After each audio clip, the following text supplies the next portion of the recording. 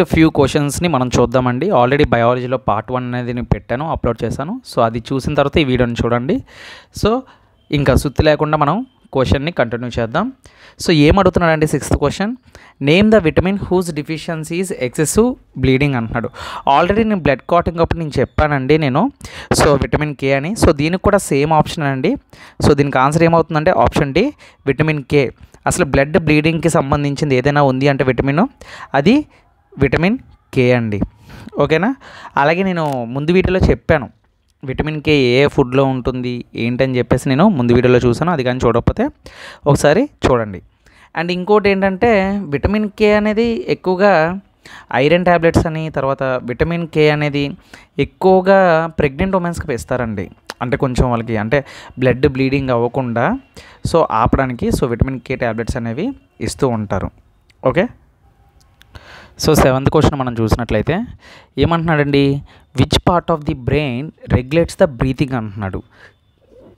అంటే చూడండి, ప్రతిదీ కూడా మన బాడీలో ఏ ఫంక్షనింగ్ అయినా సరే బ్రెయిన్ అనేది ఒక వైటల్ రోల్ని ప్లే చేస్తుందండి. అంటే సో ప్రతి దానికి కూడా ఒక వైటల్ ఫంక్షనింగ్ అనేది ఉంటుందన్నమాట. సో అది ఫోర్ బ్రెయిన్ అయినా, సెరెబెల్లమ్ అయినా, మిడ్ బ్రెయిన్ అయినా, ఏదైనా సరే బ్రెయిన్లోని మనకి టైప్స్ కూడా ఉంటాయన్నమాట. సో అయితే ఇక్కడ మనకి నేను ఆన్సర్ డైరెక్ట్గా చెప్పేస్తున్నానండి. అది ఏంటో దాని ఫంక్షన్ ఏంటో ఒకసారి చూద్దాం. సో మన బాడీలోని బ్రీతింగ్ అయినా, హార్ట్ రేట్ అయినా, బ్లడ్ ప్రెషర్ అయినా, సో వామిటింగ్ అయినా ఏదైనా జరగని సో దాన్ని కంట్రోల్ చేసేది ఏంటంటే ఆప్షన్ డి, మెడుల్లా అండి. Okay, option D, medulla. So ఏంటి మెడుల్లా అంటే, ఈ మెడుల్లా అనేది బ్రెయిన్ యొక్క స్టెమ్ ఉంటుంది చూసారా. మీకు ఇక్కడ ఇమేజ్ చూపిస్తాను, మీకు క్లియర్గా అర్థమవుతుంది. ఓకేనా. సో చూసారు కదండి.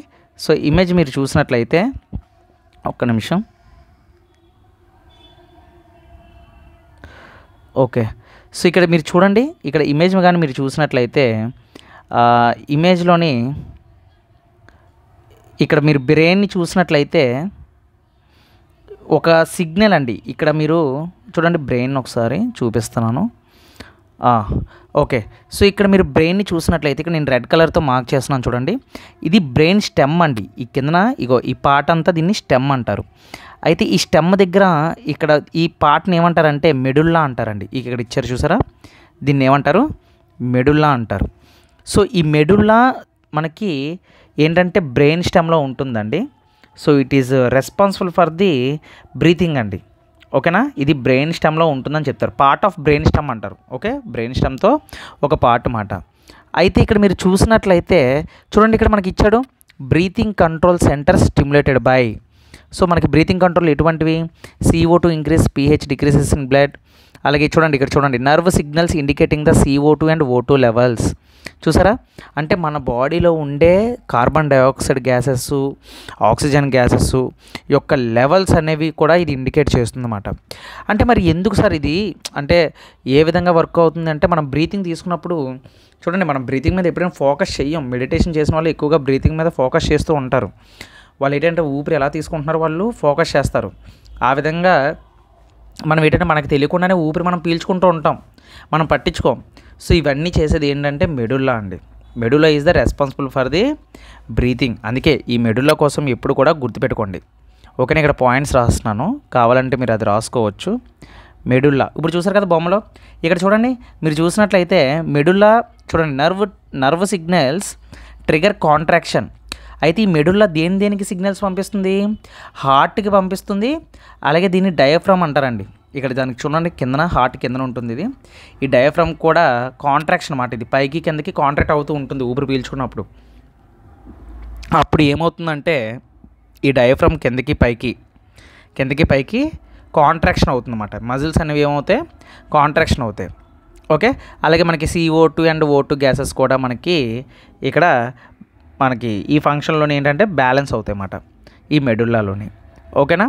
సో పాయింట్స్ వచ్చేసరికి ముఖ్యంగా చెప్పాలి అంటే బ్రీతింగ్ అండి. Medulla controls breathing. అలాగే ఇంకొక పాయింట్, మెడుల్లా ఫంక్షనింగ్ ఏంటంటే, ఇవన్నీ ఫంక్షన్స్ అండి, మెడుల్లా యొక్క ఫంక్షన్స్ గుర్తుపెట్టుకోండి. ఇది చేస్తున్న పనులు ఏంటంటే breathing, blood pressure. Okay, blood pressure, అలాగే స్వాలోయింగ్, సో ఇలాంటి ఫంక్షన్స్ని ఇది చేస్తుందన్నమాట. ఓకే, సో ఏదైనా సరే ఒకటి గుర్తుపెట్టుకోండి, అంటే బ్రెయిన్లో ఉండే ఈ మెడులా అనేది సిగ్నల్స్ పంపిస్తూ ఉంటుందన్నమాట. ఓకేనా, సిగ్నల్స్ పంపిస్తూ ఉంటుంది. ఆ సిగ్నల్స్ ద్వారా మనకి ఏంటంటే కంట్రోల్ అవుతుందన్నమాట. బ్రెయిన్ అనేది ప్రతిదానికి ఇది జస్ట్ మెడులాకి చిన్న ఫంక్షన్ అంతే. ఇంకా మీరు చూడాల్సినవి చాలా ఉన్నాయి బ్రెయిన్లో. సో ఇక్కడ 8th క్వశ్చన్ మనం చూసినట్లయితే ఏమడుగుతున్నాడో చూడండి. Dash present in the centre of a flower అంటున్నారు. సో ఇక్కడ మనం చూసినట్లయితే centre of a flower forms the female reproductive part. అయితే ఒక పువ్వుకి మధ్యలో ఏం పార్ట్ ఉంటుంది, దానివల్ల అది ప్రత్యుత్పత్తి అంటే ఒక సెక్షువల్ రీప్రొడక్షన్ చేయడానికి ఒక బేబీని ఎలాగైతే ఒక మదర్కి అంటుందో అలాగే ఒక పువ్వు రీప్రొడక్టివ్ పార్ట్ ఏదని అడుగుతున్నాడు అనమాట. సో అయితే చాలామంది వెతుకుతారు ఏ ఆప్షన్ అంటే పిస్టిల్ కోసం, కానీ ఇక్కడ ఆప్షన్లో పిస్టిల్ లేదు. సో పిస్టిల్ బదులు ఇక్కడ ఏముంది అంటే యాక్చువల్గా కార్పెల్స్ ఉంది. ఓకేనా, option D is the correct answer. So ఎందుకు కరెక్ట్ ఆన్సర్ ఇప్పుడు నేను చెప్తాను. యాక్చువల్గా ఫ్లవర్ అనగానే మీకు ఏ ఫ్లవర్ పడితే ఆ ఫ్లవర్ని మీరు ఊహించేసుకోవద్దు. ఇక్కడ నేను పెడతాను చూడండి ఫ్లవర్ని. ఓకే, సో ఇక్కడ మీరు చూసినట్లయితే ఒక్క నిమిషం. ఓకే, సో ఇక్కడ మీరు చూసినట్లయితే కార్పెల్ అని ఉంది కదా. యాక్చువల్గా థింగ్ ఏంటంటే కార్పెల్స్ని కూడా ఇక్కడ మనం పిస్టిల్స్ అని పిలవచ్చు. ఓకేనా, carpels is also called as pistils. ఓకేనా, వీటిని ఏమంటారు? పిస్టిల్స్ అంటారు. మరి కార్పెల్స్లో పార్ట్స్ ఏంటి? యాక్చువల్గా కార్పెల్స్లో పార్ట్ ఏంటంటే చూడండి, ఇక్కడ నేను ఫోటోలో చూపించిన విధంగా ఈ కార్పెల్స్లోని చూడండి, carpel inner most part of the flower that produces female gametes. Female gametes అంటే సేమ్ ఇప్పుడు చూడండి, ఇప్పుడు మీరు చూస్తున్న ఫోటో ఉండేది ఇది ఒక ఫీమేల్కి సంబంధించింది. అయితే మేల్కి సంబంధించిన గెమెట్స్ ఉంటాయన్నమాట. ఇప్పుడు ఇలాంటి చిన్న గ్రెయిన్స్ ఉంటాయి, వీటిని పోలెన్ గ్రెయిన్స్ అంటారు. ఏ పురుగు ద్వారో తేనెటీగ ద్వారో ఈ పోలెన్ గ్రెయిన్స్ అనేవి తీసుకొని వచ్చి దీని మీద పెడతాయన్నమాట. సో దీని మీద పెట్టినప్పుడు ఇందులో నుంచి ఇది ఇలాగా వెళ్ళి ఈ కిందన ఓవరీలోకి వెళ్ళి ఆ ఓవరీలోని ఉండే ఒక ఎగ్లోకి ఇది ఫామ్ అవుతుందన్నమాట. అంటే ఇదంతా పెద్ద స్టోరీ అన్నమాట. ఈ మేల్ అండ్ ఫీమేల్ ఫ్లవర్స్ ఎలాగా రీప్రొడక్షన్ చేస్తాయి అనేది ఒక స్టోరీ ఉంటుంది. ఓకేనా, ఆ స్టోరీలో మనం చూసినట్లయితే మనకి పాలినేషన్ అంటారు. ఈ పాలినేషన్ ఇలాంటి పాలిన్ గ్రెయిన్స్ ఉంటాయి. ఈ గ్రెయిన్స్ ఈ స్టిగ్మా మీద ఉంటాయి. ఈ స్టిగ్మా మీద నుంచి ఇవి ఇలాగా వెళ్ళిపోతాయి అన్నమాట. ఇలాగ వెళ్ళిపోయి ఇక్కడ ఓవరీలో ఫామ్ అవుతాయి. చూడండి, ఓవరీ అంటే ఓవులస్ అన్నమాట. ఈ ఓవులస్లో ఇవి ఫామ్ అయ్యి ఈ సైడ్ నుండి సెపల్స్, ఈ రెక్కల్ని పెటల్స్ అంటారు. ఓకేనా, స్టిగ్మా, స్టైలు, ఓవరీ ఇవన్నీ విడదీసి చెప్పాలి. యాక్చువల్గా ఒక పువ్వులో ఎక్స్ప్లెయిన్ చేస్తే కష్టం, ఎందుకంటే ఫిలమెంట్ని సపరేట్గాను ఈ ఫిలమెంట్ యాంథర్ని కలిపి స్టెమ్ అని అంటారు. ఓకేనా, స్టిగ్మా, స్టైలు, ఓవరీని కలిపి కార్పెల్ అంటారు, లేదంటే పిస్టిల్ అంటారు. Pistil is the female reproductive part అంటారు. ఓకేనా, సో అది మాట. సో ఇంకా మన స్ట్రక్చర్ని మనం డివైడ్ చేస్తే మనకి ఇవన్నీ కూడా సపరేట్ డయాగ్రామ్స్ వస్తాయి. ఓకేనా, సో అది మనం చెప్పాలన్నమాట. First of all reproduction in female part గురించి మాట్లాడితే అంటే మొత్తం తేనెటీగలు అండి. మనకి తేనెటీగలు అనేవి చూడండి, అవి పువ్వుల మీద వాలి అంటారు. పాలినేషన్కి వన్ ఆఫ్ ద రీజన్ తేనెటీగలు అని చెప్పొచ్చు. ఇంకా కొన్ని కారణాలు ఉన్నాయి. ఓకేనా, సో దీనికైతే కార్పెల్స్ అవుతుంది నార్మల్గా. సో మనం సబ్జెక్ట్ చెప్పినప్పుడు డెప్త్గా చెప్పుకుందాం. ఓకేనా, సో ఇక్కడ మనం 9th క్వశ్చన్ చూసినట్లయితే 9th క్వశ్చన్లో ఏమడుగుతున్నాడండి? Primary growth in plants occurs by dash అని అడుగుతున్నాడు. So vertical meristem, lateral meristem, intercalary meristem, apical meristem. యాక్చువల్గా ఇది మీకు తెలియాలంటే ప్లాంట్ కింగ్డమ్లో మనకు వచ్చే మెరిస్టమ్ టిష్యూ కోసం మనకు తెలియాలండి. ప్లాంట్ టిష్యూ కోసం మనకు తెలియాలి. సో మీకు ఒక చిన్న ఫోటో చూపిస్తాను, దానివల్ల మీకు కొంచెం ఐడెంటిఫికేషన్ అనేది వస్తుంది. సో బయాలజీ ఎక్కువగా మనం ఇమేజెస్ని చూస్తే మనకు అర్థమవుతుంది. ఓకే, సో ఇక్కడ మీరు చూసినట్లయితే మెరిస్టమేటిక్ టిష్యూ, తప్పుగా పలికితే ఏమనుకోవద్దు. సో మెరిస్టమేటిక్ టిష్యూ ఇక్కడ ఉంది కదండి. సో ఈ టిష్యూ అనేది మనకి 3 టైప్స్, మేజర్ అంటే 3 టైప్స్ ఉంటుందండి: apical, inter calorie and lateral. అయితే ఈ మూడిట్లోని మనం ఎపికల్ చూసినట్లయితే ఇప్పుడు ప్రైమరీ గ్రోత్ అనేది ప్లాంట్స్లో అక్కర్ అయ్యేది inter calorie meristem and apical meristem అండి. ఈ రెండు చాలా ఇంపార్టెంట్ అన్నమాట. ఈ రెండు చాలా ఇంపార్టెంట్ అని మనం చెప్పుకోవచ్చు. ఓకేనా. సో ఎందుకు అంటే ఇవి ప్లాంట్ యొక్క గ్రోత్ని పెంచుతాయండి. ఎలాగో ఇప్పుడు చూద్దాం. Primary growth in plants occur by ఏమని చెప్పాను, intercalary meristem and apical meristem అని నేను చెప్పాను. అయితే మరి ఇంటర్ క్యాలరీ మెరిస్టెమ్ ఎక్కడ జరుగుతుంది అంటే base of nods are leaf అండి, ఆకుల దగ్గర. బేస్ ఆఫ్ నాడ్ అంటే ఇప్పుడు చూడండి, ఇప్పుడు ఆకుల దగ్గర ఒక కొమ్ము ఉంటుంది కదా, ఇక్కడ చూడండి నేను పాయింట్ చేశాను చూడండి, దీన్ని నాడ్ అంటారండి. దీన్ని ఏమంటారు, నాడ్ అంటారు. లేదు అంటే ఆకు దగ్గర, ఈ లీఫ్ దగ్గర మనకి ఇది జరుగుతుందన్నమాట. ఓకే, నాడ్ ఆర్ లీఫ్ అంటారు. ఈ ఇంటర్ క్యాలరీ మెరిస్టెమ్ అనేది ఇక్కడ జరుగుతుందన్నమాట. అయితే మరి ఇక్కడ ఏంటి మెయిన్ ఫంక్షన్ ఏంటంటే, ఇది యాక్చువల్గా చెప్పాలి అంటే ప్లాంట్ గ్రోత్ అవ్వడానికి, అంటే the main function to provide growth of the part of the plant.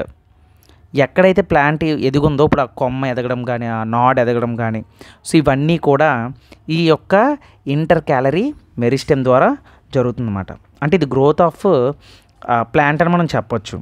So one of the. మరి ఎపికల్ మెరిస్టెమ్ ఏం చేస్తుంది, మరి ఎపికల్ మెరిస్టెమ్ మనం చూసినట్లయితే ఇది టిప్ ఆఫ్ ది ప్లాంట్ బాడీలో ఉంటుంది. ఇక్కడ మీరు చూసారా, ఎపికల్ రూట్ ఎపికల్ మెరిస్టెమ్ అని ఉంది ఇక్కడ, చూసారా. ఓకేనా. సో మీరు ఎపికల్ మెరిస్టెమ్ మనం చూసినట్లయితే ఇది రూట్స్లో మనకి కలిగి ఉంటుందండి. లేదు అంటే టిప్ ఆఫ్ ది స్టెమ్ అంటారు. స్టెమ్ అంటే ఇగో ఇక్కడ ఈ ప్లేస్లోని it is present in the growing tips of the stems అంటారు. లేదు అంటే రూట్స్ అంటారు. అండ్ రూట్స్ స్టెమ్స్ దగ్గర, రూట్స్ దగ్గర ఇది పెరుగుతుందన్నమాట. సో ఇది ఏం చేస్తుంది, రూట్స్ని పెంచుతుంది. Increasing the length of the apical meristem అంటే ఏం చెప్తారు, increase the length of roots and stem. ఇందాక నేను చెప్పాను నాడ్ అండ్ లీవ్స్కి సంబంధించింది ఇంటర్ క్యాలరీ మెరిస్టెమ్, రూట్స్కి ఆ టిప్ ఆఫ్ ది స్టెమ్కి సంబంధించింది ఎపికల్ మెరిస్టెమ్. అర్థమైందండి మీకు? ఐ హోప్ అందరికీ అర్థమైంది అనుకుంటున్నాను.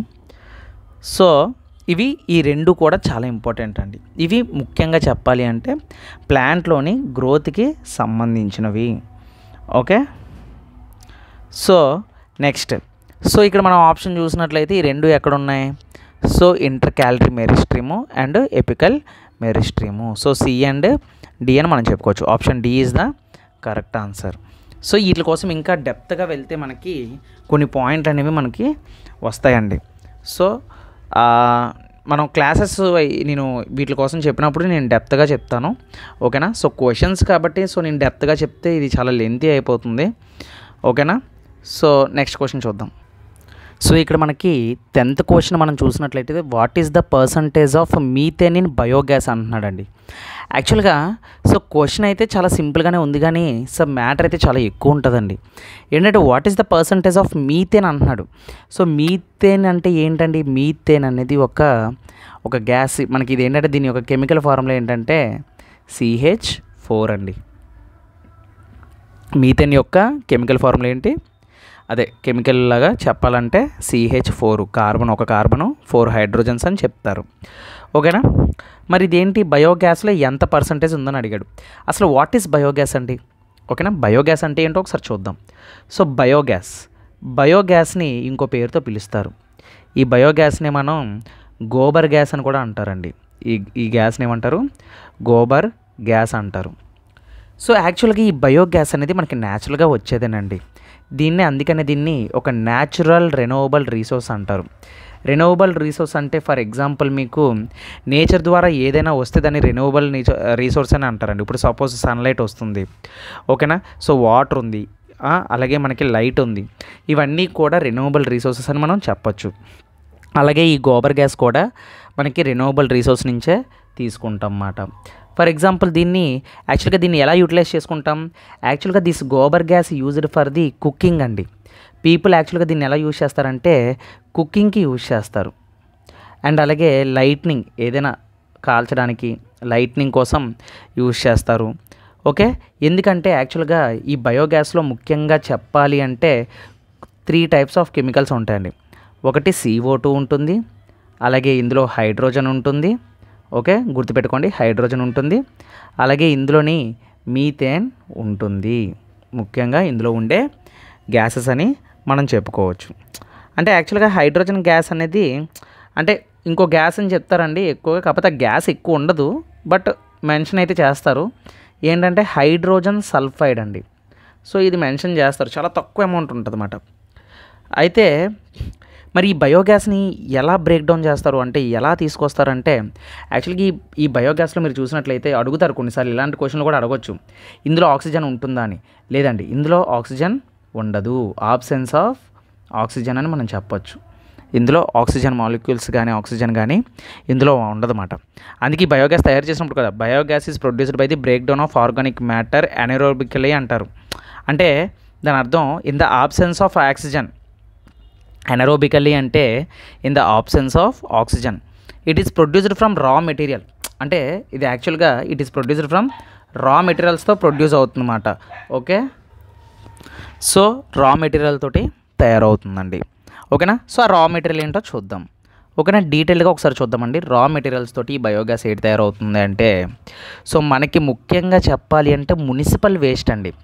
ఓకేనా, రా మెటీరియల్స్ లైక్ మాన్యూర్ అనొచ్చు, లేదంటే ప్లాంట్ మెటీరియల్ అవ్వచ్చు. Okay, manure. ఓకే, అలాగే ప్లాంట్ మెటీరియల్స్, లేదంటే అగ్రికల్చర్ వేస్ట్. ముఖ్యంగా చెప్పాలి అంటే అగ్రికల్చర్ వేస్ట్ అండి. మొత్తం అన్ని వేస్ట్లే ఉంటాయి, ఆ వేస్ట్ ద్వారా తయారు చేస్తారు. అగ్రికల్చర్ వేస్ట్ అని, తర్వాత మునిసిపల్ వేస్ట్ అని, మునిసిపల్ వేస్ట్, ఆ తర్వాత green waste, food waste, even ముఖ్యంగా చెప్పాలంటే ఫుడ్ వేస్ట్గా పడిపోయిన ఫుడ్లోని. ఓకే, సో అలాగే సేవేజ్ వేస్ట్. ఓకేనా, ఏదైనా మురికి, ఏదైనా సేవేజ్ వేస్ట్. సో ఇలాంటివన్నీ ఇంకా చాలా ఉంటాయండి యాక్చువల్గా. సో ఇవన్నీ కూడా బయోడిగ్రేడబుల్ ఇన్ నేచర్ అన్నమాట. సో అందుకని చెప్పేసి వీటిని తీసుకొని మనకి బయోగ్యాస్ అనేది యూజ్ చేస్తారు. దీన్ని యూజ్ చేసుకొని ఒక సోర్స్ ఆఫ్ ఎనర్జీని క్రియేట్ చేస్తారన్నమాట. అంటే ఇన్ఫ్లేమబుల్ ఇన్ నేచర్ అన్నమాట ఇది. ఓకే, అయితే బయోగ్యాస్ అనేది ఒక మైక్రోబియల్ యాక్టివిటీ అండి. సో ఈ యాక్టివిటీని యూజ్ చేసుకొని మనకి కొన్ని యూజెస్ ఉన్నాయన్నమాట. అందుకే చూడండి, మీరు ఈ వేస్టేజ్ని మొత్తం కొన్ని చోట్ల మీరు చూసినట్లయితే మోస్ట్ ఆఫ్ ద కమిటీస్ యాక్చువల్గా ఇందులో మనం చెప్పాలంటే వాళ్ళు మెన్షన్ చేస్తారన్నమాట. బయోగ్యాస్లోని మీథేన్ పర్సంటేజ్ ఎంత ఉంటుంది అంత ఉంటుంది అని చెప్తారు. యాక్చువల్గా బయోగ్యాస్లోని మీథేన్ పర్సంటేజ్ ఎంత ఉంటుంది అంటే మీథేన్ వచ్చేసరికి 60% ఉంటుందండి. చాలా ఎక్కువ ఉంటుంది యాక్చువల్గా. బయోగ్యాస్ అనగానే మీథేనే ఎక్కువ ఉంటుందండి. మీథేన్ వచ్చేసరికి 60% ఉంటుందండి. ఓకేనా, మీథేన్ వచ్చేసరికి 60% ఉంటుంది. అయితే మీ డౌట్ మరి మిగిలినవి ఎన్ని ఉంటాయని. సో మిగిలిన కార్బన్ డైఆక్సైడ్ వచ్చేసరికి మనకి 50% అంటే 25 to 50% ఉంటుందండి. ఓకేనా, 25 to 50% ఉంటుంది. తర్వాత హైడ్రోజన్ వచ్చేసరికి మనకి ఇందులో 1% ఉంటుందండి. ఇందులో 1%. అయితే ఇందాక చెప్పాను కదండి హైడ్రోజన్ సల్ఫైడ్ ఉంటుందని. Hydrogen sulphide. ఓకే, ఈ హైడ్రోజన్ సల్ఫైడ్ అనేది చాలా తక్కువ అండి, 0.1 to 0.5% మాత్రమే ఉంటుంది. సో ఇవి బయోగ్యాస్లోని వాళ్ళు మెన్షన్ చేసిన గ్యాసెస్ యొక్క పర్సంటేజ్ మాట. ఓకేనా. సో మరి technology biogas production was developed in India అంటే ఎవరు ఎక్కువగా చేస్తారంటే IARI వాళ్ళు అనండి. IARI అంటే ఇండియన్ అగ్రికల్చర్ రీసెర్చ్ ఇన్స్టిట్యూట్ వాళ్ళ. అంటే ఇది ఎవరు అంటే ఇండియన్ అగ్రికల్చర్ రీసెర్చ్ ఇన్స్టిట్యూషన్ వాళ్ళు దీని మీద మనకు స్టడీ చేస్తారు, ఆర్గానిక్ మ్యాటర్ మీద అండ్ క్యాటిల్ డంగ్ మీద. ఓకేనా, అంటే ఒక పాజిటివ్ వేని తీసుకొస్తారన్నమాట వీటన్నిటిని యూజ్ చేసుకొని. సో ఇది బయోగ్యాస్కి సంబంధించిన కొన్ని ఇంపార్టెంట్ పాయింట్స్ అని మనం చెప్పుకోవచ్చు. ఓకే, సో నెక్స్ట్ వీడియోలో మళ్ళీ కలుద్దాం. Thank you. జై హింద్.